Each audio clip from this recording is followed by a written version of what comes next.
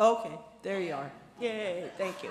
I'm making a quick special announcement because today our theme this month is delight and joy. So I found What a Wonderful World made famous by Louis Armstrong.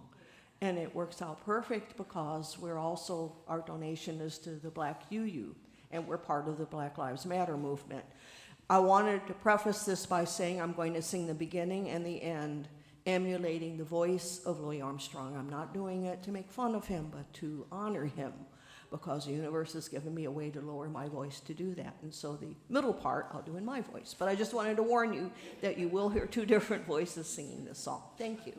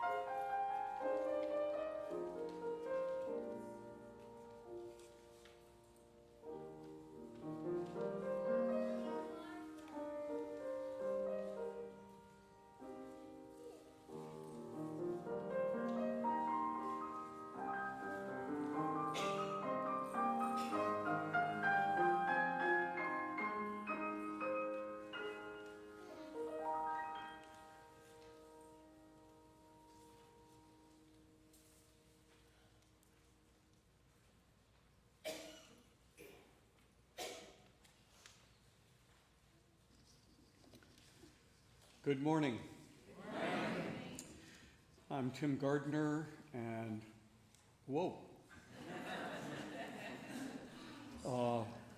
pleased to be one of the several liturgists for Eliot Chapel. I'm joined this morning by the Reverend Doug Watkins, our interim lead minister, who will present today's message. Sadly, today is Reverend Doug's last message from our pulpit, as he will be leaving us and moving on. Gladly, we have a cake in his honor in Let There Be Cake in Adams Hall after the service, so please join us there. I'm pleased to welcome all of you to our worship this morning. Whether you are here on site or watching from home, we are united as one beloved community. This is a liberal religious community of spiritual seekers. We welcome all of you in the fullness of your age, race, ethnicity, your ways of being in body and mind, your gender expression, your sexual orientation, and your religious background. Our core values are freedom, reason, respect, and love. If you are visiting for the first time, a special welcome to you. There are so many things you could have chosen to do this morning, and you've chosen to be with us.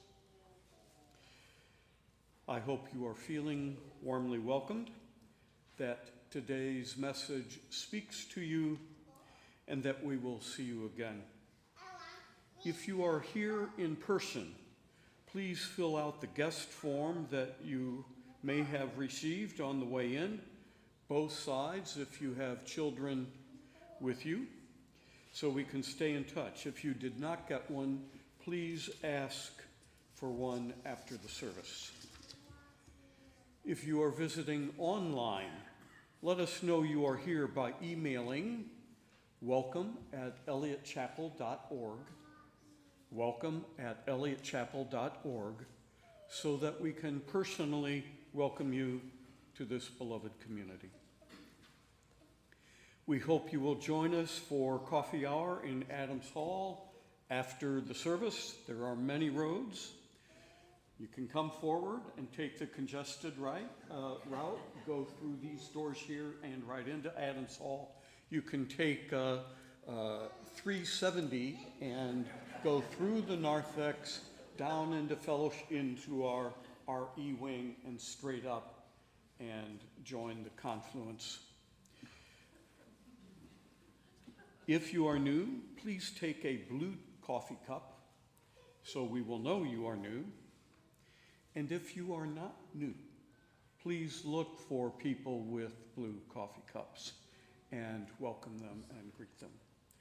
The Eliot Social Justice and Action Team is collecting signatures for a petition to amend the Missouri Constitution for a $15 minimum wage and sick leave.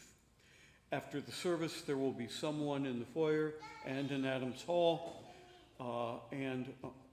with petitions, or on the way into Adams Hall with petitions. Please consider signing. If you are registered to vote in Missouri, we will collect signatures until June 18.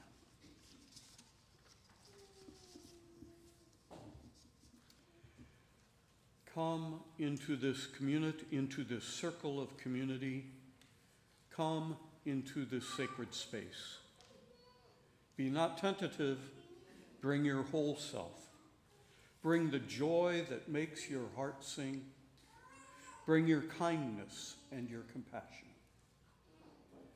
Bring also your sorrow and your pain. Bring your brokenness and your disappointments. Spirit of love and mystery, help us to recognize the spark of the divine that resides within each of us. May we know the joy of wholeness. May we know the joy of being together. Will you rise as you are able and join us in hymn 1000? Let's try that again. And I'll try not to move so fast. Oh, it just slipped.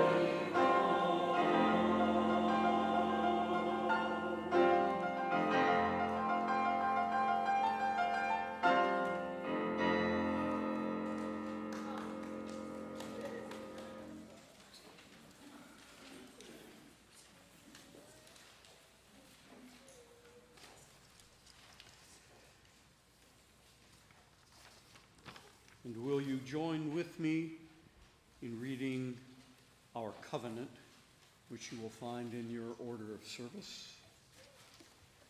As a free congregation, we promise to one another our mutual trust and support. To create beloved community, we promise to be kinder to each other than we need to be, to listen fully to each other with an open mind and heart, to speak responsibly and respectfully, to find ways to improve our church for all members and friends.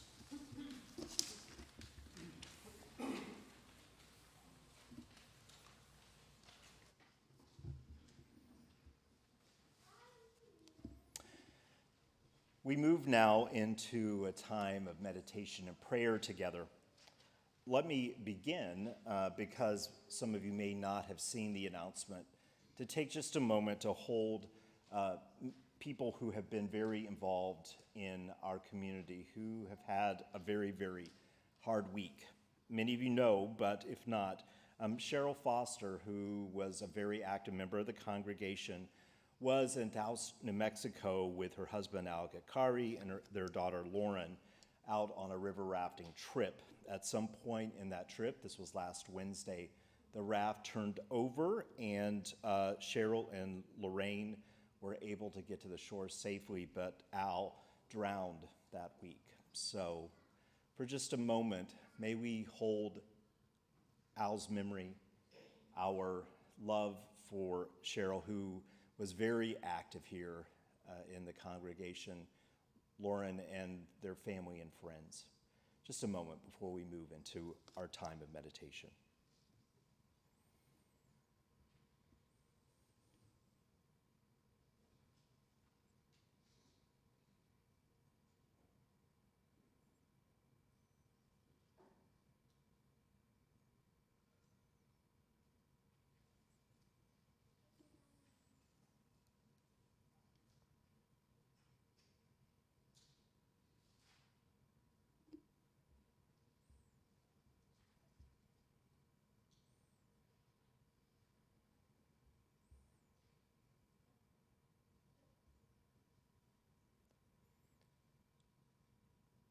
Spirit of life, God of all love, in whom we live and move and have our being.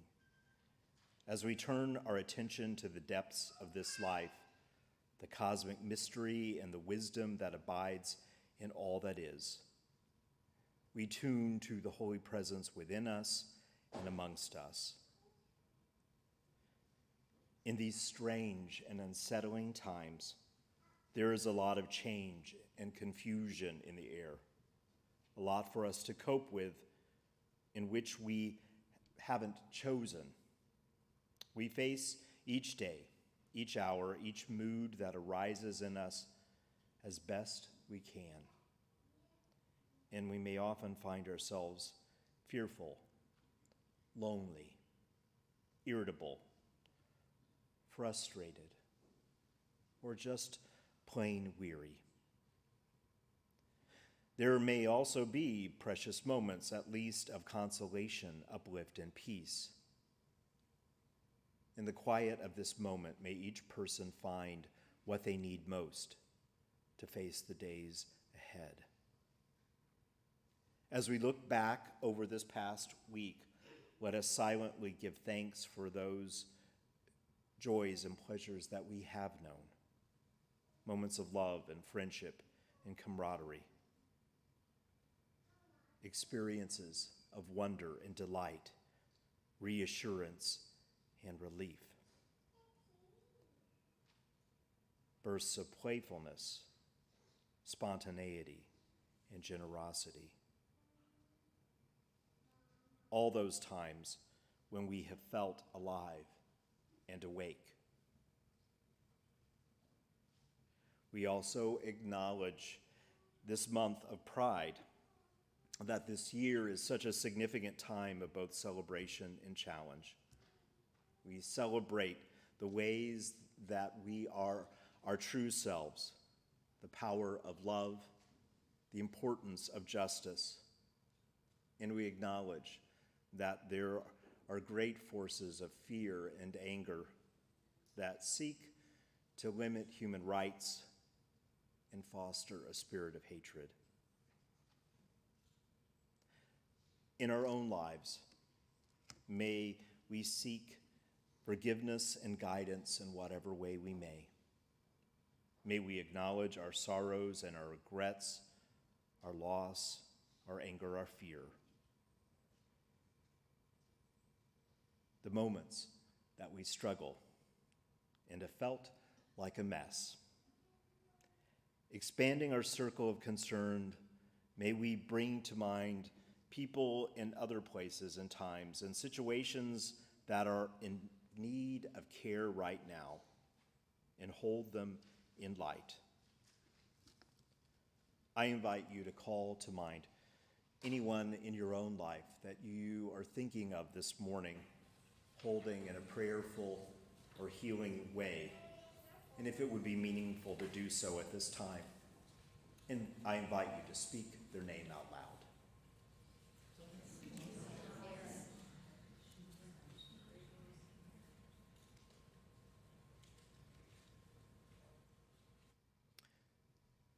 We hold these names in the names of those who have not been spoken but are in our hearts. We hold the Foster family and the Gatkari family and all the friends who are sad for their time of loss. As we think about this coming week, may we live well each day to be our best selves.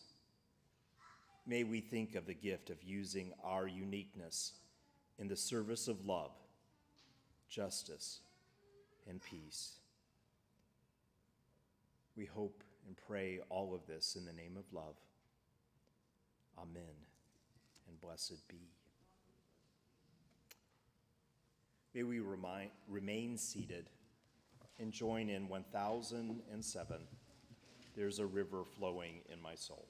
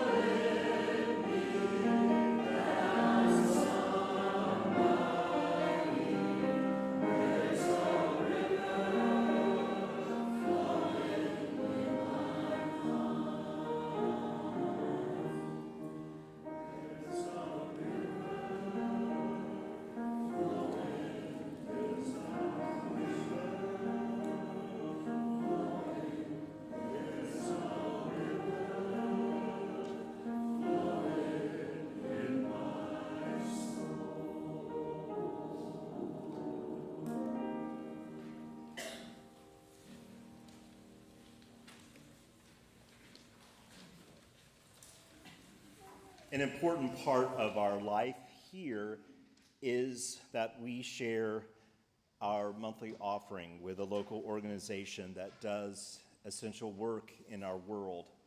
And this month, we are sharing our plate with Black Lives of Unitarian Universalism, or BLUE.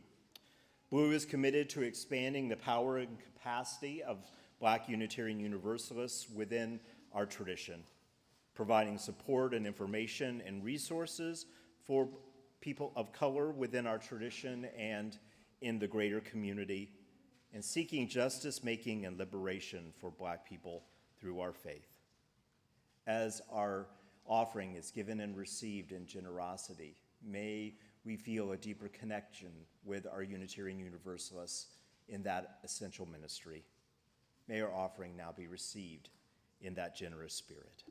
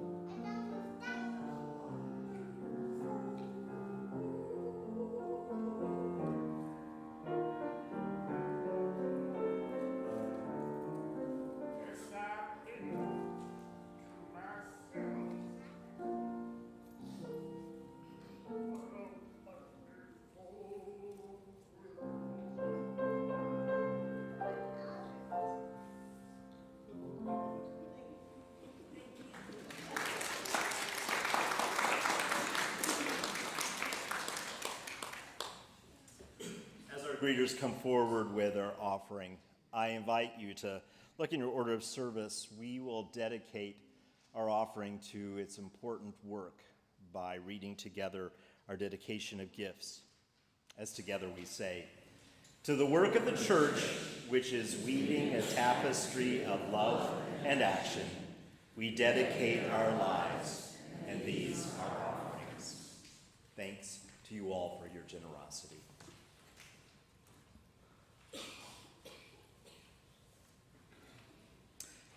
In preparation for our reflection in a few moments, first a reading by Unitarian minister Robert Walsh entitled Fault Line.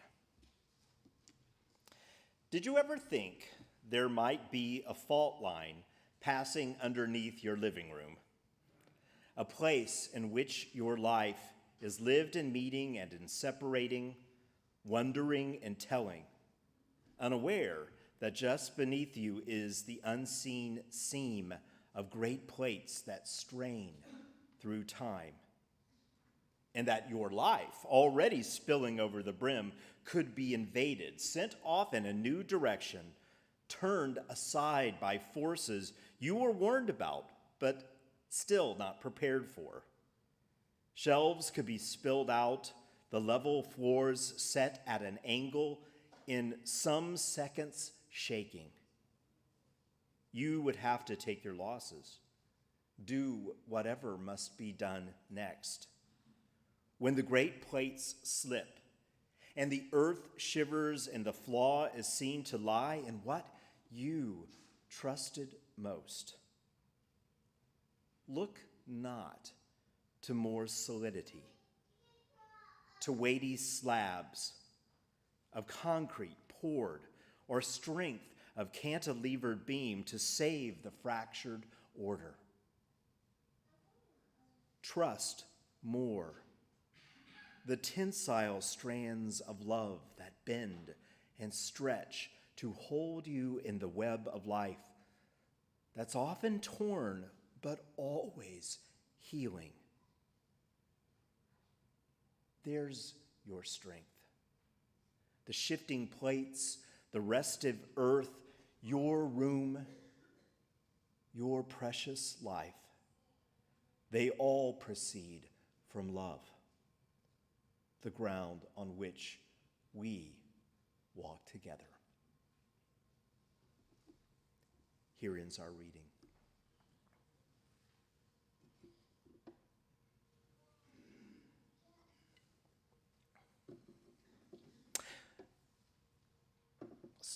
So many years ago, boy, was it a long time ago as I think about it, I was sitting in my first version of graduate school, seminary in Fort Worth, Texas, in a theological class that looked at pastoral care issues. And I remember one of my classmates describing her summer CPE experience. Now, CPE stands for Clinical Pastoral Education. It is required for every Unitarian Universalist candidate of ministry, and it basically means you serve for some months as a chaplain in a clinical setting, such as a prison or hospital, and you use it as an immersive learning experience about why you do what you do. It is a powerful experience, and as she was talking about her summer in a mental health hospital, I remember it like it was yesterday that I turned to one of my best friends, Suzanne, and said, I think twice, I would never serve in a place like that. Oh, never.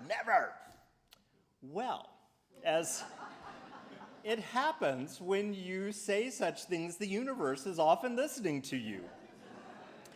And how funny it is that less than 2 years later, not only was I serving in CPE in a mental health hospital, but I was serving on the exact same mental health hospital ward that she had been talking about. That was in Texas, and I was now in Oregon. Amazing what life does when you say never. But the thing is, I am so grateful for the universe taking seriously the power that never tries to shut down, because that experience changed my life in so many ways. Just thinking about one single period of time, the holiday period that year that I was in the Oregon State Hospital, where One Flew Over the Cuckoo's Nest was not only written about, but filmed. A huge complex that had everything from a geropsychiatric department to an adolescent wing to a high security wing to about 8 more different areas for folks to come. It was an intense place. But in 1 week of the holidays, I experienced the power of being in the geropsychiatric department, which was filled with folks that no other senior facility would take. Many of them were incredibly violent, and often were in a state of sort of removal from reality. And we would go and sing with them every week. And I remember very early on, one of my colleagues, who was an Assembly of God laywoman and considered me to be the heathen of the group, which I thought of as a wonderful compliment, turned to me when a lot of these people who were otherwise unattentive suddenly burst into enthusiastic song when we sang in the garden together. And she turned to me and said, "Do you see, Doug, the power of the Lord?" And I just nodded and thanked her. And so then we took suggestions from the crowd, and they suggested "Roll Out the Barrel." And that gathering sang with as much reverence, "Roll Out the Barrel," as they had in the garden. And at that point, Roberta looked at me with a sheepish smile on her face, and we laughed for about 10 minutes together.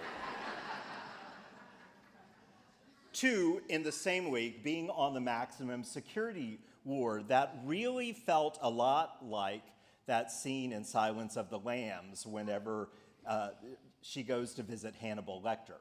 And unfortunately, unlike in Silence of the Lambs, we were in a tiny little chapel with people who were all serial killers sitting right around us about 5 feet away. And when one guy was staring at me so much during the service, when I was supposed to get up and offer the third reading, I got up and said, "As we prepare to end our service, we will," and fortunately, my colleague stopped me from giving the benediction about 3 minutes into the service. But most of all, I remember that I was on call on Christmas Day and went to the adolescent psychiatric ward. And most of the people that worked there had already talked about how the folks that ended up, the young people that ended up on those wards, often didn't even have a diagnosis. They were just young people that often their families had no idea how to deal with them. And after a lot of other places, they ended up there. And what could have been a very grim holiday, I remember sitting there and looking at how incredibly joyful those young people felt being in each other's company. And one of them said to me, "You know, I never would have had a holiday where I felt so at home and so understood if I were with my parents right now." That whole experience reminded me of the complexity of what it means to think about how we are healthy in mind, body, and spirit. And so I want to explore with you for a few moments why that is so essential. Now, I turned that experience into a sermon that I called "Everything I Ever Needed to Know About Ministry I Learned in the State Hospital." And while I originally intended it with a little irony and tongue-in-cheek, suggesting that working on a ward with sociopaths would prepare me for parish ministry, and it did, there was a much deeper and kinder truth than even I realized. Because there is no real way to encounter our lives fully, or to seek spiritual fulfillment in our lives, or to live well that isn't filtered through the experience of the wholeness of who we are, our mind, our body, our spirit. What our mind tells us about the world is the first layer of how we know everything. We can't really be a spiritual person without being in alignment in every way with all that we are. And so to think in a more powerful way, not only about the complexities of that, but also the gift of that in all of its wonder and weirdness and power, is something that we really do or should do over and over again. So we're talking in part about mental health today, which is a huge and essential topic, way more than I can cover in one single sermon. But I'm also talking about how we all in our lives have places of struggle, struggle with health in many different ways, and the complexities that those struggles offer to us, and the importance of bringing all that we are to this place and to life itself. Only then can we really live into the truth that sets us free. So in thinking about mental health, while the Diagnostic Statistic Manual number 5 defines mental disorder as a syndrome characterized by clinical significant disturbances in an individual's cognition, emotional regulation, and behavior that reflect a dysfunction in the psychological, biological processes, we all are likely in our own lives to have places that our ways of thinking lead us into difficult spaces, don't help us live more fully. We all have places in which we move into difficult feelings. And it's true, on the continuum, there is a certain power of how that discord can happen. But in truth, all of us, often many times in our lives, have significant moments in which our mental health is not, for a while, an asset to living more fully, and yet is also the pathway to really knowing ourselves truly and being in better relationship with the world. And if it isn't happening to you, chances are that there are people around you every day that are struggling with mental health in the midst of other issues within our lives. 1 in 5 adults in the United States has experienced what might be called mental illness. And out of those, about 1 in 20, or 14 million people, experience very serious mental illness. And reflecting back on the geropsych ward, between the ages of 16 to 17, there are 7.7 million people in the United States who have a mental health disorder. It's a significant number of our population. And in particular, major depression and anxiety makes up the majority of those difficulties in cognition and in emotional stability. And a very small percentage of our population receives treatment. At most, a little over half. And when you get to folks who are in different socioeconomic categories or people of color, it is a significantly smaller percentage that even have access to mental health care. The thing is that truth creates powerful realities in our world. So much of the homelessness and substance abuse and crime are inspired in part by the complexities of poverty, poor health care, but also the resulting physical and mental disorders that often go untreated. A significant portion, actually, of the people at the state hospital were really there as an extension of the prison system in Oregon, that instead of going to prison, they went to the state hospital. And that was one way that the people of Oregon, and for that matter, people all over the United States, were willing to pay for mental health care, where they were actually afraid of what was possible, instead of treating people way before they got to the point of acting in such powerful and hurtful ways. So much of our population is deeply afraid of looking honestly at mental health, talking honestly about it, treating it in a way that allows it to be something that people are able to live with more fully. I told you several months ago that very early on in my ministry, really not very long after I served at the state hospital in Oregon, I discovered when I began to have what felt like physiological symptoms, and symptoms that sort of felt like tingling and numbness and a feeling that I might pass out, that what I actually was having was the physical symptoms that were set off by panic attacks, and that I actually had an anxiety disorder.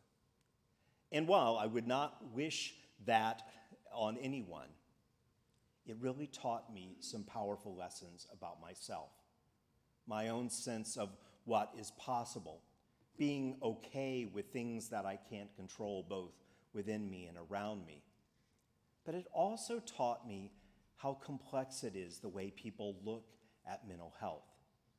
I was shocked at the number of people that once they knew that were unable in any way to engage me in conversation about my experience. But when they thought I might have something like multiple sclerosis, they were happy to talk with me at length about it.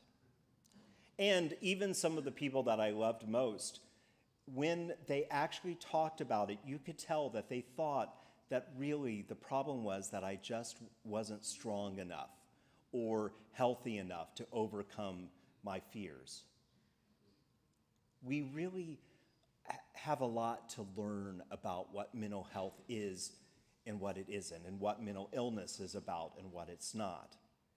And it is an important part of what it means to be a faith community, to be in that exploration together. NAMI is very helpful in helping us think about how we might better engage with each other and around being more whole and full as human beings in body, mind, and spirit. Now, NAMI stands for the National Alliance of Mental Illness, and they suggest that there are some essential things that we can all do for each other. And given how many of us at some time in our life will have a significant struggle with our mental health, this really is something that you can probably use almost every week. One, and this seems like a given, but I'm shocked how often we neglect this when we are not feeling good about our life. The things that we do to promote our physical health are absolutely essential to our mental well-being. And so when you are in a space of difficulty, daily exercise, what you put into your body, getting enough sleep, using breath awareness and meditation, those are actually essential in the overall strategy to being healthier. And so one of the things we can be aware of is how essential that is in the total health of who we are. They suggest that when someone you know discloses that they are struggling with their mental health or that they have a mental health diagnosis, that you take some time to find out more about that condition. Because often we have a lot of misconceptions about mental illness, and those misconceptions can be very hurtful and harmful. For that matter, it might be a good spiritual discipline that any time that you hear about a depression or a bipolar disorder or anxiety disorder, to take a few moments to Google what some of the latest thinking is about those particular illnesses, and keep up with those disorders that are such a significant part of our population's life experience. Remember with each other, especially in difficult times, to be patient and encouraging. There is not a quick pathway through difficult times in your life or mental health. But if we are willing to ask to be supportive and to be a listening ear, that can be helpful, as well as allowing people to choose if that's what they want to do. To practice listening and experiencing openly what people tell you about their lives. And remembering that even if it feels like you may not be as helpful as you think you might be, that the larger the circle of support, the increased chance that someone who is struggling with a mental illness will find a pathway to greater health and well-being. Just being part of that circle may be more meaningful than you ever realize. So, as a congregation, we have a significant role in promoting wholeness and health. We can speak up about our own full being and practice with each other being more honest about the places that we struggle, as well as our pathway to greater health. We can promote within the congregation more education around mental health. And I know that for many years you have hosted various meetings that are part of NAMI here in the congregation that probably fell away during COVID. But to continue to connect with the mental health community is an essential thing that this congregation can do. But what I really am especially aware of is that so much of what we do here together is about promoting each other's full health and well-being. And often the ways that that work happens, the ways that we support each other, the ways that we help each other live more fully and more well and more healthily may occur in aspects of our life that we don't think of as being about mental health. Here's my final example that in my own life that taught me something important about the ways that we encourage well-being. As I was completing my doctorate, I designed a project which was part of what was required for my work, using a model of small group ministry within congregations that is not unlike chalice circles. And I did a sort of a test pilot group with 3 different congregations, 2 of them Unitarian Universalist and 1 United Church of Christ. And also, just to see if it would work, offered a couple of group meetings in a library and in a YMCA where people came together and helped each other in terms of supporting each other through spiritual journeying. And so we would begin our time together with about 20 minutes of silence together, and then explore some meditation technique or talk about how our own covenant with ourselves around spiritual growth would happen. And at the end of that experiment time, because I had to write a paper about it, I did a survey of all of the participants. There were about 100 total in all those different places. This was in Wisconsin. And I asked people to tell me what they experienced, what it was that worked for them, what it was that they had found difficult. And at the end, I asked them, how had that experience changed their life most? And to my surprise, one letter, even to this day, sticks out in my mind that came from a middle-aged electrician that I did not know at all, who came from rural Wisconsin and came to the library group all the way through those sessions. And he wrote to me this letter.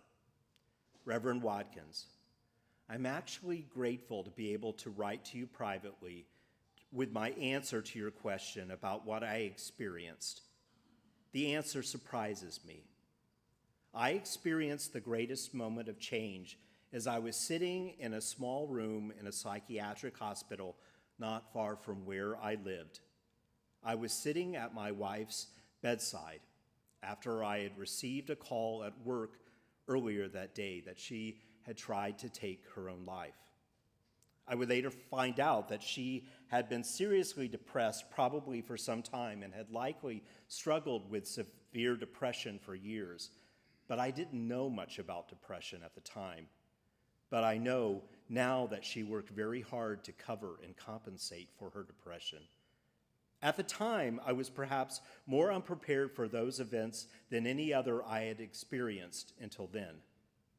When I walked into that building, I was very afraid. I was most afraid that I would just burst into tears when I walked into her room. I had no history that prepared me for any of this, but I wanted to be strong for her. When I reached her room, I first thought that she was asleep, but she opened her eyes and she saw me at the door. I will never forget the look in her eyes. She looked so lost, so exhausted. I recall awkwardly mumbling a few sentences to her, and I have no memory of what I actually said. I was just trying to fill the silent air. I wanted desperately to make it better. However, after 2 sentences, I ran out of steam. There was nothing more I could think of to say, nothing I felt I could do to make it right at that moment, and I was so scared. However, much to my surprise, what came into my mind was sitting in the group with a candle in the center of the room and moving into that long minutes of silence. I had been afraid of that quiet too. I took a deep breath. I walked to her bed, and I took my wife's hands in mine, and I looked into her eyes. And when I really looked at her, I mean carefully and calmly, I saw a sort of unexpected openness, like it was all out there after so long, no place to hide. I had been working for the group on a simple loving kindness meditation, and I could not actually recall a single word of it right then and there. So silently, as the prayer has you do, I started with myself. I prayed to just give myself a break. I was working it out and to just drop pretending that I could fix anything. I could only offer myself, nothing else to give. We had a lot of years together. I just had to trust in the strength of that shared experience. And then I prayed that my wife would be held in the arms of compassion too. I hoped that with everything within me, and I leaned deeper into the quiet and the connection with a person that I loved more than anyone ever. I let my eyes connect to her and become my prayer. With it, I said, I love you. I see you. I am with you. May you feel safe. May you feel whole. With me here, all of me here, may you feel at home. As we think about what it is that we do when we are with each other, how we invite each other most meaningfully into the fullness of life, into wellness, into healing. The way we really do it is to learn how to just be with each other, to be really present, to not try to fix, but to let love hold us when we need it most. That's our work together. I invite you forward into this next year doing that work, as you have so beautifully. Will you join me now in our closing hymn, 1008, Rising in the Ways That We Do, when our heart is in a holy place.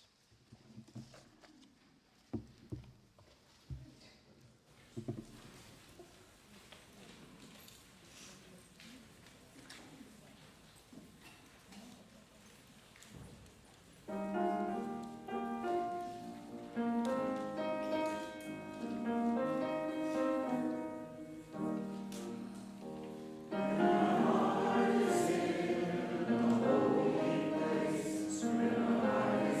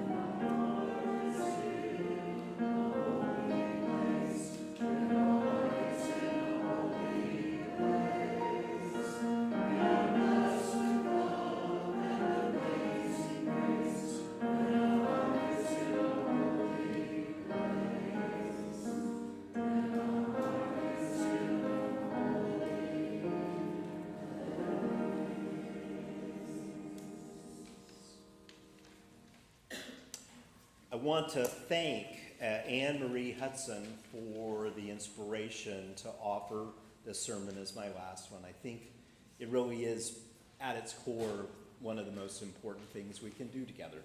Thank you, Anne Marie, for asking. As we prepare to end this service, though we may extinguish this chalice, we do not extinguish the power of love, the way that we connect with each other and help each other and celebrate and cry together. We do not extinguish the power of our commitment to a world that needs so much loving work. We do not extinguish the power of our work for justice, the light of wisdom, or the ways that we connect.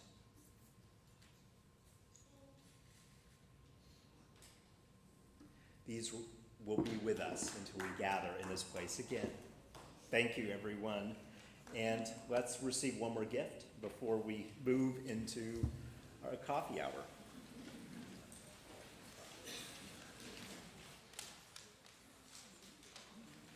As some of you know, I'm a member of the Black Tulip Chorale. The Black Tulip Chorale. Good morning. I think that's Elizabeth. Yep, I can. Awesome. The Black Tulip Chorale is St. Louis's only multi-generational